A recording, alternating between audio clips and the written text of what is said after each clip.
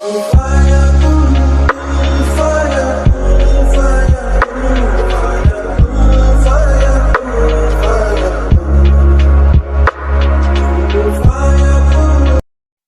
کیا ہے؟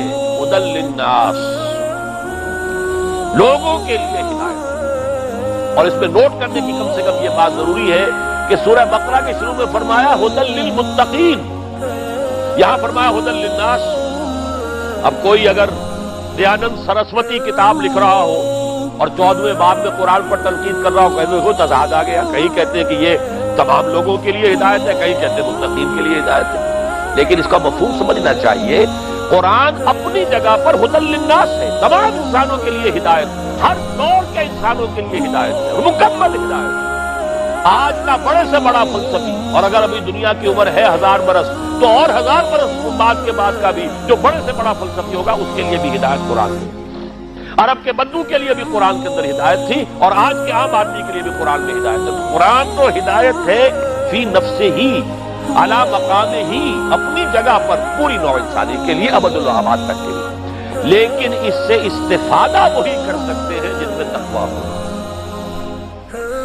اب یہ رب بھی آ گیا کہ چونکہ روزہ فرض کیا گیا ہے کس لیے؟ لعلکم تتقون، تاکہ تمہارے اندر تقویٰ پیدا ہو، تاکہ تم اس قرآن مجید کی ہدایت سے فیضیاب ہونے کے قابل ہو جاؤ، اس لیے کہ وہ شرط ہے۔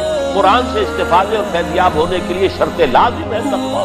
ہدی للمتقین الذین یؤمنون بالغیب ویقیمون الصلاۃ، یہ سارا مضمون جو ہے سورہ بقرہ کے آغاز کا اس کو ذہن میں لے آئیے، تو فرمایا ہدی للناس وبینات من الہدی والفرقان۔ اور یہ ہدایت جو ہے دیکھیے، ایک ہوتی ہے جیسے کہ کوئی بڑا فلسفی لکھ رہا ہے، ارسطو نے مکالمات فلاطون جو ہے وہ افلاطون نے لکھ دی ہے، عام آدمی تو نہیں سمجھ سکتا۔ بریڈلے کی کتاب ہے اپیئرنس اینڈ ریئلٹی، عام آدمی نہیں پڑھ سکتا۔ علامہ اقبال کے 6 لیکچرز ہیں، انہی کو اچھے بھلے جو ایم اے کر چکے ہو فلسفے میں وہ نہیں سمجھ سکتے۔ لیکن یہ کہ ایک وہ ہدایت ہے جو ایسی روشن ہو کہ ہر شخص سمجھ سکے، وہ ہدایت اسے کہتے ہیں بین۔ بین کسے کہتے ہیں؟ جو شے از خود واضح ہو، جس کے لیے سادہ ترین مثال ہمارے ہاں ہے آفتاب آمد، دلیل آفتاب۔ جب سورج طلوع ہو گیا تو اپنے وجود پر وہی سب سے بڑی دلیل ہے۔ آپ ثابت کرنے کی کوشش کریں کہ سورج ہے تو آپ حماقت کر رہے ہیں، اس لیے کہ وہ تو اپنے وجود پر خود بین دلیل ہے۔ وہاں دلیل کی حاجت تو وہاں ہوتی ہے جہاں کوئی شے چھپی ہوئی ہو، کوئی مخفی ہو، کوئی حقیقت ایسی ہے کہ جس کو کہ واضح کرنے کی ضرورت ہے۔ یہ تو از خود واضح ہے۔ تو بینات ہے قرآن مجید کی تعلیمات، فطرت انسانی کے لیے بالکل اس طرح جیسے کہ انسان نصف النہار پر چمکتے ہوئے سورج کو دیکھ رہا ہو، بشرطے کہ فطرت مسخ نہ ہو گئی ہو، دماغ پر کوئی غلط نظریات کے پردے نہ پڑ گئے ہوں۔ اگر فطرت سلیم ہے، عقل سلیم ہے، تو قرآن مجید کی ہدایت اس کے لیے بینات کے درجے کی ہے۔ بینات من الہدی والفرقان، رہنمائی، ہدایت اور فرق کر دینے والی، حق اور باطل، غلط اور صحیح، اس کے مابین خط امتیاز کھینچ دینے والی، اور وہ بھی بین صورت کے اندر، وہ ہے قرآن مجید۔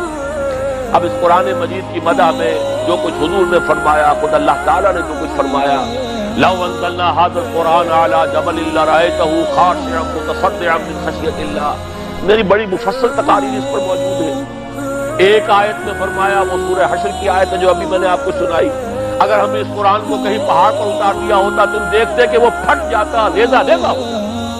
اس کی معنوی تاثیر وہ ہے۔ سورہ یونس کی 2 آیتوں میں فرمایا، یا ایھا الناس قد جاءتکم موعظۃ من ربکم وشفاء لما فی الصدور وہدی ورحمۃ للمؤمنین۔ اب یہ ساری باتیں قرآن کہہ رہا نا خود۔ الرحمن علم القرآن خلق الانسان علمہ البیان۔ اور پھر یہ کہ سورہ واقعہ میں دیکھیے تو قرآن مجید کی مدح اول قرآن نے خود کی، اور پھر قرآن کی مدح صاحب قرآن محمد رسول اللہ صلی اللہ علیہ وسلم نے کی۔ لیکن وہ اس وقت کا میرا موضوع نہیں ہے، اس وقت تو انہی پر اکتفا کیجئے، ورنہ اس کی عظمت جو ہے، اور واقعہ یہ ہے کہ تیسرا بھی میں ذکر کر دوں کہ جو عظمت قرآن کی اس صدی میں علامہ اقبال نے بیان کی ہے، مجھے تو جتنا کچھ میرا دائرہ ہے معلومات کا محدود، مجھے پوری امت کی تاریخ میں کسی اور انسان کا اس طرح کا بیان نظر نہیں آیا۔ فاش گویا ماں کے گردل مزمرس، یہ کتابیں نیست چیزیں دیگرست، صاف ہی کہہ دوں میرے دل میں جو چھپا ہوا ہے یہ کتاب نہیں ہے، اسے کتاب نہ سمجھنا، کوئی اور شے ہے۔ کیا شے ہے؟ مثل حق بنہاؤ ہم میدان، جیسے ذات باری تعالیٰ ہے الحق، ویسے ہی یہ ظاہر بھی ہے باطن بھی ہے، هو الاول والآخر والظاہر والباطن۔